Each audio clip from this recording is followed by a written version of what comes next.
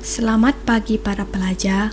Hari ini kita akan mempelajari dengan lebih mendalam tentang pengaruh teknologi maklumat terhadap pemikiran masyarakat masa kini. Sebelum kita memulakan sesi pembelajaran dan pengajaran, boleh saya terangkan apa itu insan? Saya cikgu, perkataan insan adalah berasal daripada perkataan lisan, bahasa Arab yang bermaksud mudah didekati dan boleh dijadikan kawan. Selain itu, insan juga bermaksud harmonis, lemah lembut dan berupa dari segi etimologi. Tepat sekali Wong, persoalannya sekarang bagaimanakah seorang insan dipengaruhi oleh teknologi maklumat? Madiah boleh tolong terangkan? Pada pendapat saya, seorang insan dapat dipengaruhi oleh teknologi maklumat dari aspek jasmani, emosi, rohani dan intelek. Pendapat yang bagus, Madiah. Aspek jasmani merupakan keupayaan psikomotor yang dimiliki oleh seseorang yang berkaitan dengan kecergasan fizikal. Seterusnya, bagi aspek emosi pula adalah berkaitan dengan jiwa dan perasaan seseorang. Pembangunan emosi dititik beratkan kerana emosi mempengaruhi seseorang dalam tingkah laku dan tindakannya. Bagaimana pula dengan aspek rohani dan intelek, cikgu? Aspek rohani merupakan aspek berkaitan dengan jiwa dan kalbu yang melibatkan hubungan seseorang dengan Tuhan. Keteguhan rohani adalah penting bagi melahirkan individu yang murni akhlaknya dan insaf kepada pencipta. Intelek pula merupakan keupayaan mental iaitu berkaitan dengan akal dan daya fikir yang dimiliki oleh seorang insan. Okey, sekarang saya ingin pelajar semua senaraikan kebaikan dan keburukan teknologi maklumat dan komunikasi.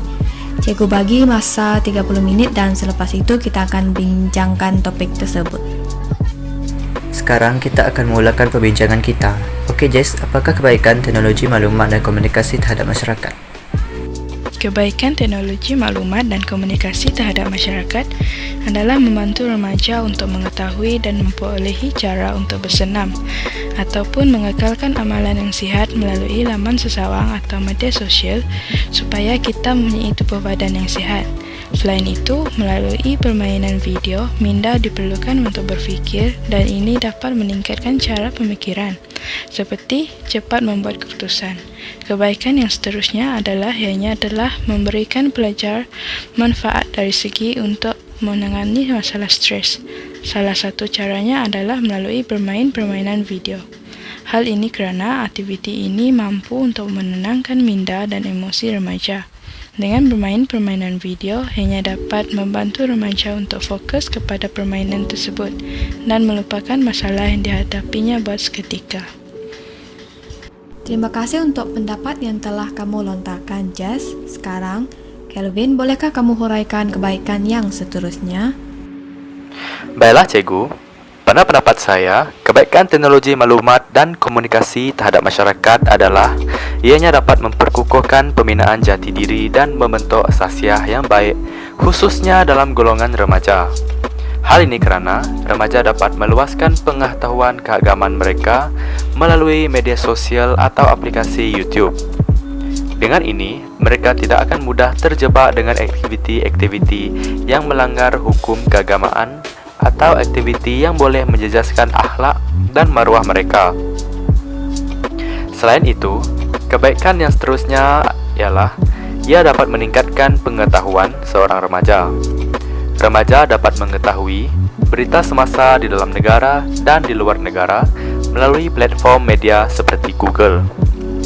Hal ini kerana memberikan ilmu pengetahuan yang lebih luas.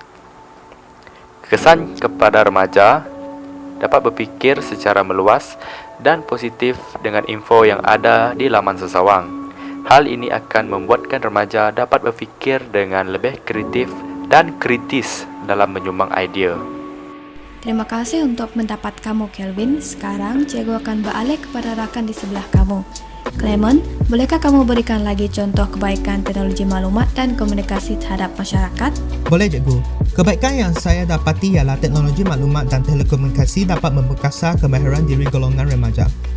Hal ini kerana kemahiran berkomunikasi dan pembawaan imej diri merupakan kriteria utama bagi perkembangan karier. Remaja boleh mempelajari kemahiran tersebut melalui aplikasi penstreaman video seperti YouTube. Selain itu, remaja dapat membudayakan pengadaptasian penggunaan teknologi dalam kehidupan harian kerana dengan adanya ICT, kehidupan lebih mudah dan efisien untuk diuruskan. Baiklah, terima kasih Clement. Ko, bolehkah cikgu minta kamu untuk berikan kebaikan yang seterusnya? Boleh cikgu. Pada pendapat saya, salah satu kebaikannya ialah ia dapat memudahkan komunikasi. Hal ini kerana aplikasi seperti WhatsApp telah mengubah cara komunikasi manusia pada zaman terkini. Hal ini juga kerana panggilan suara melalui telefon kini amat mudah untuk dilakukan. Selain itu, ia juga mendatangkan kebaikan menambah pendapatan diri. Remaja dapat mencembuli bidang perniagaan secara atas talian. Hal ini dapat membantu mereka untuk meringankan beban keluarga kerana dapat menjana pendapatan sampingan. Tambahan pula, remaja dapat menguasai dua bidang dalam satu pekerjaan, iaitu teknologi dan perniagaan. Sekarang kita akan sambung ke bahagian keburukan teknologi maklumat dan komunikasi terhadap masyarakat. Apakah idea tentang keburukannya, Eri? Salah satu keburukan teknologi maklumat dan komunikasi terhadap masyarakat ialah ia boleh menjejaskan kesihatan seperti masalah penglihatan. Hal ini disebabkan kerana masyarakat ataupun remaja terlalu fokus kepada permainan-permainan video sehingga larut malam. Selainnya adalah masalah kegemukan di mana mereka sering melihat mukbang di YouTube. Mukbang ini merupakan rancangan yang dilakukan secara langsung yang mempamerkan seseorang yang makan sesuatu makanan di dalam kuantiti yang besar dan tidak seimbang. Ini boleh menyebabkan individu berasa lapar dan makan sehingga menyebabkan kegemukan. Keburukan yang kedua ialah perubahan emosi di mana kebanyakan kanak-kanak dan remaja yang masih dalam proses akhir balik, mereka mudah terikut-ikut dengan aktiviti yang mereka tonton di televisyen. Seterusnya, kita kaitkan dengan permainan apabila mereka asyik kalah dalam permainan yang mereka main. Jadi mereka mudah melepaskan kemarahan mereka kepada orang di sekeliling mereka dengan memaling barang yang berdekatan dengan mereka. Bagaimana pula Wong dengan Priti? Ada idea untuk bahagian keburukan teknologi maklumat dan komunikasi terhadap masyarakat ini? Keburukan yang lain ialah ketakihan dada.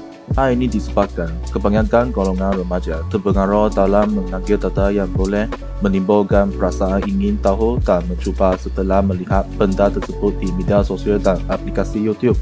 Keburukan yang seterusnya ialah kecelaruan penggunaan bahasa. Di sini, kita boleh lihat kebanyakan istilah yang ditemui di internet tidak mempunyai laras bahasa yang betul. Sebagai contoh, penggunaan bahasa singkatan, rojak, dan sebagainya. Ini menyebabkan sesetengah individu mudah salah faham antara satu sama lain dan mereka akan menjadikan hal tersebut seperti perkara biasa sedangkan perkara tersebut adalah salah. Hal ini akan berterusan sehingga ke masa akan datang sekiranya tidak diperbetulkan dengan segera. Terima kasih atas perkongsiannya, Wong dan Priti. Seterusnya, Madiah, adakah kamu ingin membuat tambahan untuk keburukan teknologi maklumat dan komunikasi terhadap masyarakat ini? Ya, cikgu. Keburukan yang kelima ialah leka bermain media sosial seperti Facebook, Twitter, Instagram dan lain-lain.